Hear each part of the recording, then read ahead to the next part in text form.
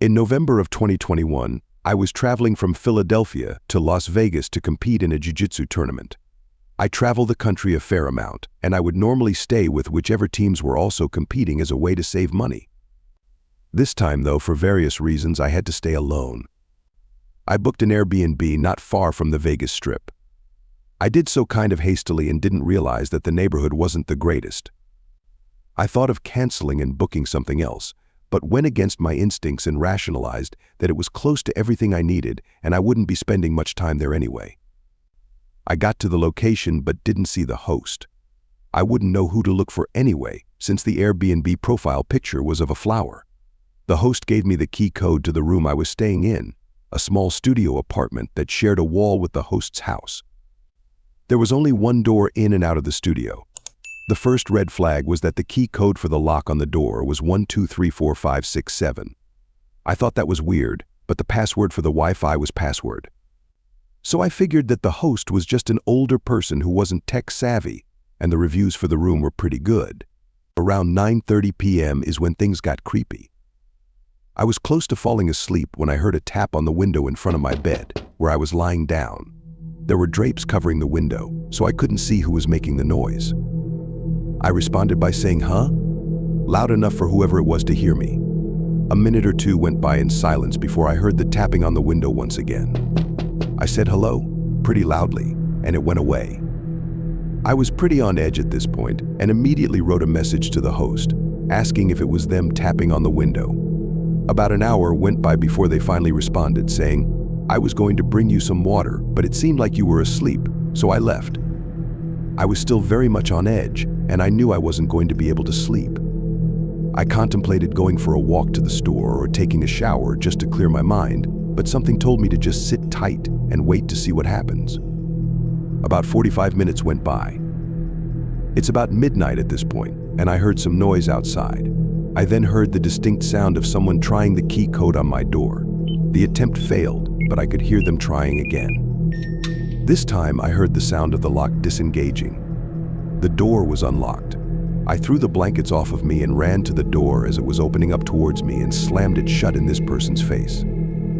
I was yelling, "This is my room. Get out of here. Leave." They responded in a deep voice from the other side of the door. Medel said, "This is my room." Medel was the name of the host. I kept responding with what I said before and called the cops. I spoke loud enough so they knew I was on the phone with the police. The police eventually came and were not surprised at all by the story I told them. They said they would hang around until I called an Uber to leave. The host was very combative and unapologetic. Their alibi for who that person was changed multiple times. When the Uber arrived, I jumped in and felt relieved to be getting out of there. It still creeps me out that I never saw the person who was opening my door. I have a feeling that it was some kind of setup. If the host knew I was flying in from the East Coast, the 9:30 p.m. tapping on the window would have been equivalent to my 12:30 a.m., and the invasion would be about 3 a.m. Maybe it would have just been a robbery, but it could have been much worse.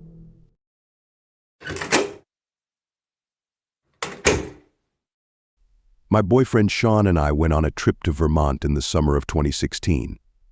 I booked us a stay in an Airbnb that was listed as an off-grid cabin. It had a few hundred reviews with a 5-star rating, so I didn't think it looked sketchy. The cabin was an old, one-room cabin with a potbelly stove and a loft area. There was no electricity, and it was in a remote part of Vermont, down an old dirt road. There was one house about half a mile away that was owned by the host, and she was away, so we were alone.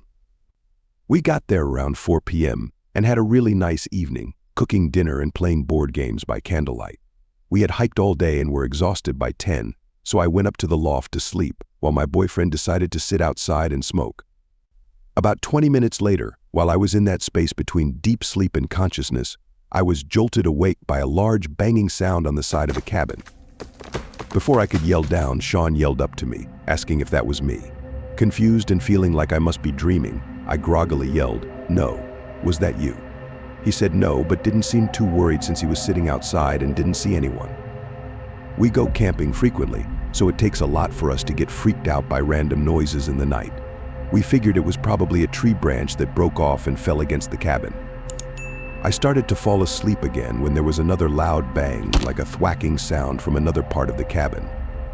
At this, I jumped out of bed and climbed down from the loft. I met Sean as he was coming through the door. He told me to grab all the sharp things that I could find and go back into the loft.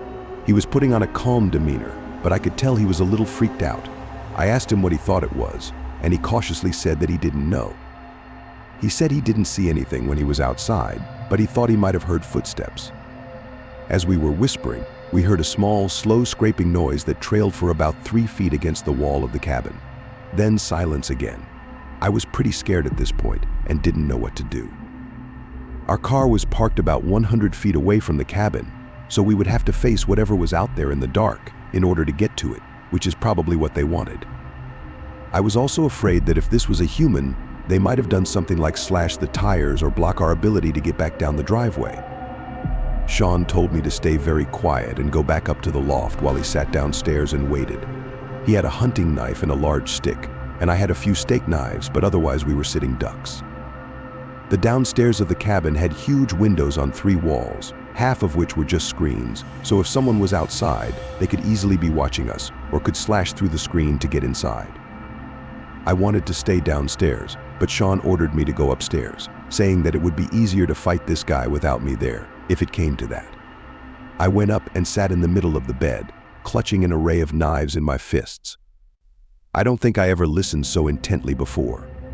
Sean yelled out hello to see if he could get any response, or perhaps scare it away if it was an animal. We heard nothing for what felt like 20 minutes. Then the scraping sound came back, much louder, like someone was dragging a rake or a hoe across the side of the cabin. I heard clear, methodical footsteps trailing off around the side of the cabin. Sean then came up to the loft and pulled the ladder up. He said he didn't like how they could see him, but he couldn't see them, and if they came in the cabin, he could at least get a jump on them from up here. We sat on the bed in silence. I was looking at him in terror.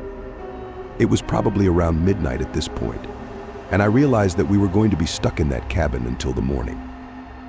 The noises continued and intensified. There was more banging that seemed to be coming from all different sides of the cabin. Intermittently, the scraping returned. This could not have been an animal. The sounds were too methodical, and we didn't hear any grunting like there was a bear or bobcat. And there were constant footsteps, pacing footsteps. There was a clear crunch of one foot going in front of the other all around the sides of the cabin. There would be pauses of 10 to 20-minute intervals. Then it would all start up again.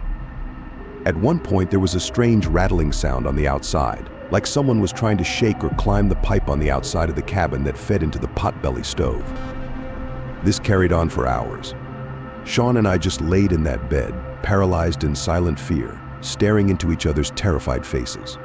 I kept waiting to hear the front door burst open or the screen window rip. I was convinced that we were both about to be murdered, and every gruesome possibility kept playing in my head. I have never been that terrified, but no one ever came into the cabin. We never heard any voices, whispers, deranged giggling, or anything. Just the loud scraping, banging, rattling, and footsteps. Finally, around 5 in the morning, we started to hear roosters in the distance, and the loft was slowly lit by early dawn light. The sounds finally stopped. I got about 2 hours of sleep because we had to drive into Pennsylvania later that day. My car was thankfully fine, and we packed everything up as quickly as possible to get the heck out of there. Sean looked around the cabin, trying to find scraping marks or clear footprints, but there was nothing. I messaged the Airbnb host to tell her about our experience, and she said it must have been a porcupine. If you could find a porcupine that makes loud banging noises and can walk like a human, let me know. To this day, we debate about what it could have been. Sean thinks it was a crazy local trying to scare us away. Either way, I'm really glad I wasn't murdered that night.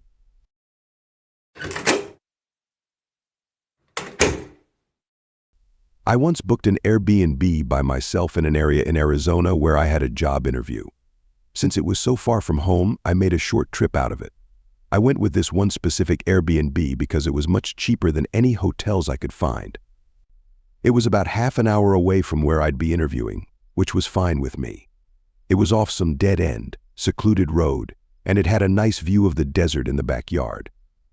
I brought my laptop with me to get work done for my at the time current job during the day, so that kept me busy most of the days I was there. I stayed for 3 days. My interview was on the second day that I was there, which was a Tuesday. I would be leaving Friday, so on Monday, the night before my interview, I was practicing interview questions for this specific company and just generally getting some last-minute knowledge about their firm. I was doing this on my laptop in the living room of the little house, probably around 9 p.m., when there was a tap at the window. I say tap because it wasn't exactly a knock. It sounded more like it could have been someone's finger. My head, of course, swung to the left to look at the window in reaction. I didn't see anyone, but it was also pitch black outside. I was kind of scared to look out the window, but I had to be a man and just do it. And there was no one, as far as the eye could see. Just darkness. Of course, maybe it could have been a bug hitting the window. We've got some pretty nasty bugs here, after all. The next day I got through my interview and thought I did pretty well. So for the rest of my little trip there, I explored different parts of the town in my car, ate at different restaurants, and sat in the backyard and relaxed in the sun. Little did I know, I was likely being watched while I was in the backyard. That night I was inside watching Breaking Bad on Netflix when it happened again. A single tap at the window. Now it was obvious it wasn't a bug. I was even more disturbed now, but once again I rushed to the window. Even though I saw no one, that didn't mean someone wasn't out there. I checked the windows by the front door, then opened the door and looked outside for a second. Since there was no one there, I went back inside and then went to the back door. I stepped outside onto the back porch and looked out to the desert behind the house, silence and darkness. And then I heard a click. A sound someone made, like clicking their tongue at the roof of their mouth. It was off in the distance, beyond the light from the house. It was out somewhere in that cold desert. I felt as though someone could be hiding behind any number of those bushes, watching me and toying with me. I yelled out, and almost as if they did it in response, there was another click. I pinpointed the direction it came from and looked that way.